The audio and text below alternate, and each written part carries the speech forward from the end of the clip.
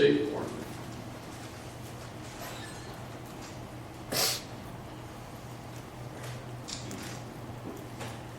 These are the important things.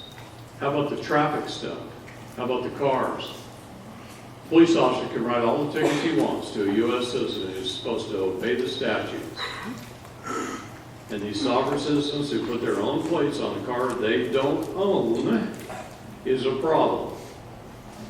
But if they put the plates on a car where they hold the superior title, well, now it becomes the police officer's problem if he does anything to them. See? It all boils down to who holds superior title and who can prove that in court. We've won thousands of cases this way. This is why it's important to have that manufacturer's certificate of origin. This is why it's so hard to get it from a dealer anymore. So hard to get it out of DMVs anymore. Now, sometimes if your car is old enough, older than 7 years, they quit bonding the vehicle at a certain point, usually 7 years.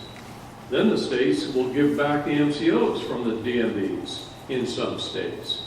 Some states like Oregon destroys the MCOs, and then you don't give them.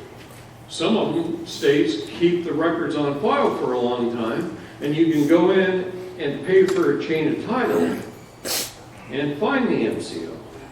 And then you can get that authenticated by your state Secretary of State, and it's as good as the original.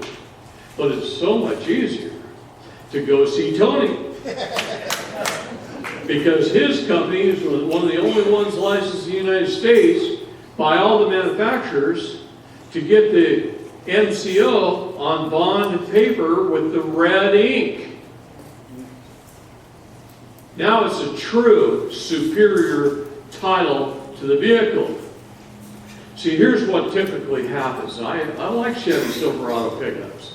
If I was to walk into a Chevy dealership right now and buy a new one, it'd be $75,000, $77,000, $80,000 plus sales tax, plus, on and on and on. They always add stuff to it.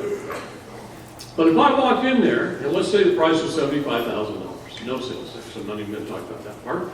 I walk in there with $75,000 in cash, $100 bills, and I pick out my truck, I throw the money down, and me and the salesman shake hands.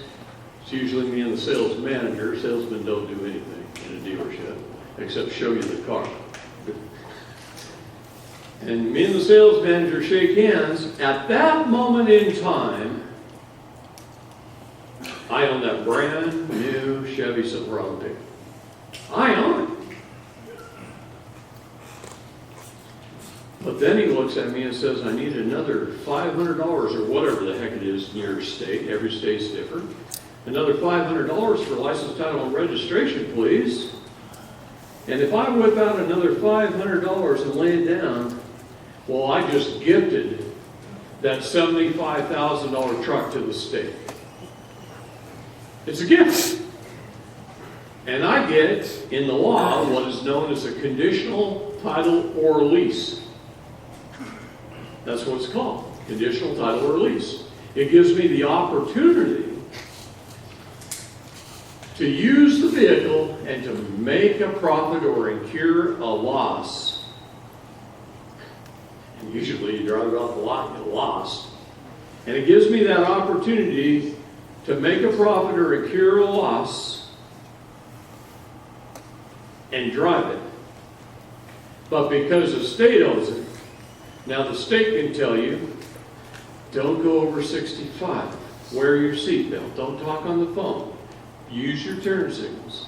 Stop fully at all stop signs. They can create billions of statutes telling you what to do with your vehicle as a good slave, U.S. citizen slave, because they own it. And here's where a lot of sovereign citizens put the cart before the horse. They start telling cops that when they don't own it yet. You can do those sort of things, but you can't defend yourself. In court, it's easy to defend yourself if you do what I tell you, because Even though the police officers aren't trained, they don't know this stuff. It's not their fault. It's the judges, and they do know it. So it makes it real easy. It's fun. I love it. I love going to court. I love walking in and saying, "Hey, Bob, how you doing?" I show no fear because I know the law better than most of them. And that's the great part about it. Knowledge alleviates fear. You know, I used to run off the side of the Grand Canyon with a parachute, and I used to jump out of airplanes with parachutes and do all kinds of crazy, weird, fun stuff. I used to like the adrenaline rush when I was young. Motocross ride, a hang glide, whatever. Any way I could kill myself. Run out in the field, jump on a 2,000-pound bull with nothing. Fun. 8 seconds if you can last. Okay? I used to do all those crazy, stupid things when I was young. But as long as you trust your equipment, you know, you have the knowledge, you know what the conditions of the day are, how safe it's going to be, well, then it's real easy to jump out of an airplane. In fact, it's kind of fun. It's quiet up there. You can float around. You got a great view. It's really quite pretty, and quite peaceful, and quite exciting, and quite fun. And if you trust your equipment, the landing's not too bad either. One of my best friends, he trades more than $250,000 a day. He jumps off mountains in Switzerland with a squirrel suit on. Now that's just stupid.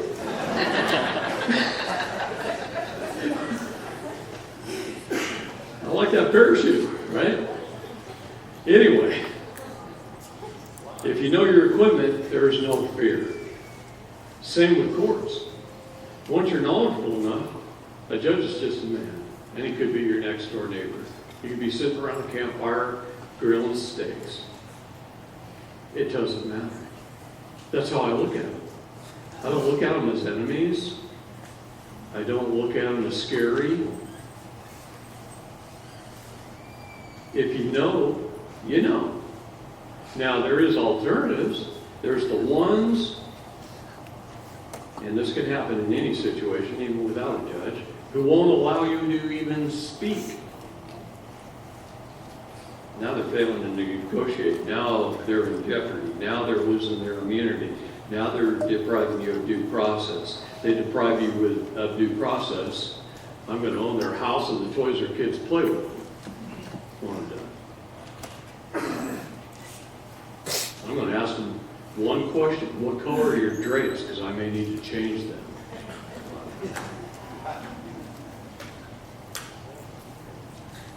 See, that's when they're dumb enough to violate due process. That is where we destroyed them. Simple. They have rules. They have to follow those rules. They don't follow those rules, then they'll own their house. This is how we've removed more than 4,000 judges from the bench by violating due process. Okay? They can't do it because I'll tell you something. There is always a higher court to take it to. And see, judges get ego. They believe, this is my court. Oh gosh, no it isn't. I learned that my very first time in court because my mentor told me so. So when I walked into court, I threw the doors open, walked in through a whole room full of people, and walked right up to the judge like I owned the place. I made it my court. And they respect that, actually, as long as you're nice about it. They do. They respect standing. Okay? I've had so many judges tell me that. They just want to test you. They're sick and tired of dealing with people who don't know the law. I've had judges tell me that. We're tired of dealing with people that don't know the law. So we are sometimes a little rough on them, especially towards the end of the day. I had a judge tell me that. I said, well, I don't want to come into court at the end of the day anymore, do I? Let me be first. I used to like to be last. In traffic court, I still like to be last. Because it's fun for me. But, all right. Resolution. Resolution is a House resolution. It's a formal expression of opinion or intention made after voting, usually by a formal legislative organization.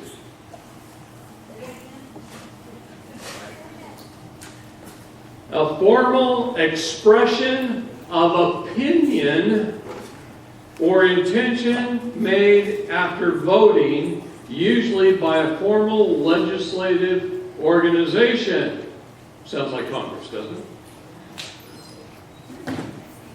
Well, I'm going to read it one more time. I want you to say what I just said. A formal expression of an opinion or intention. We'll stop right there. A House resolution is not law. Supreme Court's ruled on it 1,000 times. What does it become? A statute. What does the Supreme Court say? Multiple cases. Rules, codes, statutes, and ordinances are not law. They're corporate bylaws. They're for employees of the corporation to follow, and if you don't follow them, you're fired. Tell them to fire them. Yeah. Okay? To authenticate is the act of giving authority to a record so as to render it legally admissible as evidence. The act of giving authority to a record so as to render it legally admissible as evidence. This is why it's important to authenticate your birth certificate. It's hard to use your birth certificate in court if you have not got it authenticated. Can't be used as evidence. If it's not evidence, it's hearsay. Okay? Again, apostille is the United States of America jurisdiction requiring authentication. That's to apostille. The United States, Inc. jurisdiction requires apostilles. The United States, Inc. jurisdiction requires apostilles.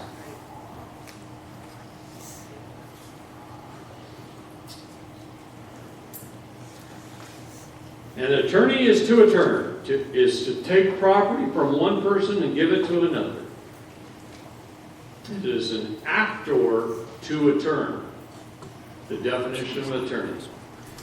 An actor, definition, is to get up on stage and lie convincingly enough to make someone believe in the character and the plot. Therefore, a liar. And to attorney is to steal from one and turn over to another. A thief. Makes it easy.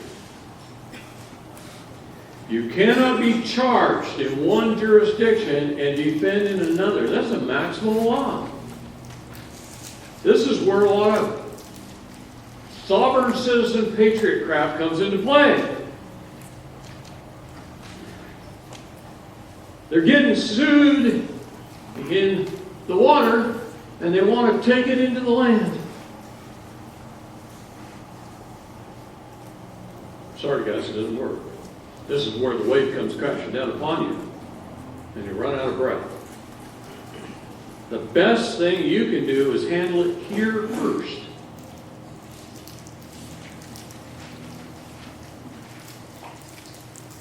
Now,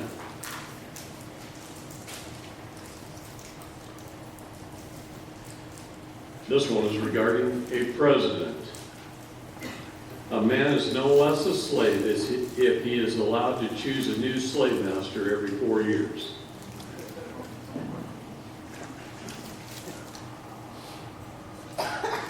Public versus private. Anything registered in the public domain is public. Anything registered in the public domain is public. What is registered? Your birth, your car, your house. It's all registered.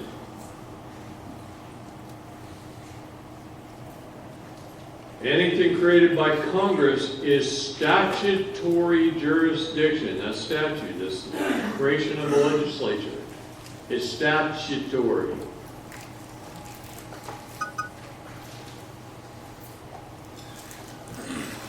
Judiciary is private jurisdiction. That's an Article 3 court. How many Article 3 courts are there in the United States? Supreme Court of Pennsylvania. It's the only one.